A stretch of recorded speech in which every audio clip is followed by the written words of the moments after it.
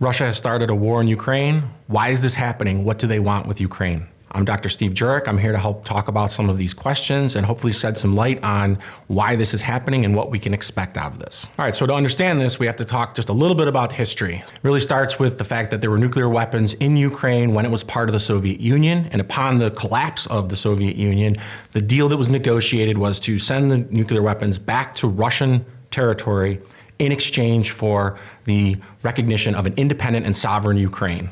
That's the big problem that's going on right now because Putin is clearly not recognizing the territorial integrity of Ukraine. Russia is attacking cities and bombing them. The question that we have to ask is, why are they doing this? Ukraine has become less relevant for them. They don't need them to ship natural gas to Europe anymore. So what does Russia want with Ukraine? Well, they want to have a Kremlin-friendly regime in place.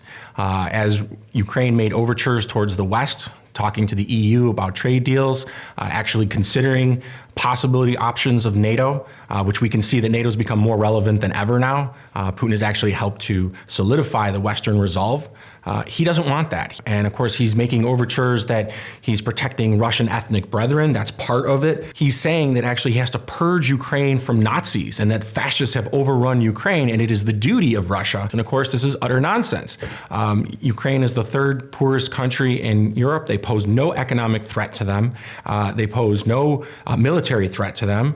And yet this is still what he's doing. So all we can do is piece together that he's threatened by a peaceful democratic country on its border. So this conflict is going to continue to escalate, but it doesn't appear that you're going to get actual boots on the ground from an American perspective. However, should Russia attack a NATO member country like Poland or one of the Baltics, then by treaty, the United States is obligated and would have to retaliate. And that is obviously the scenario that we are the most fearful of. Obviously, the conflict within Ukraine and the war against Ukraine is awful in and of itself. But if it was to expand into a NATO country, then that would be, we do not want to go down that road. And the economic sanctions are clamping down. So if the West and its allies can continue to pressure Russia, they might be able to hurt them in the pocketbook. If you're interested more in learning about conflict resolution or area studies on Eastern Europe, Russian politics, on a host of other international relations, come check us out here at SUNY Brockport.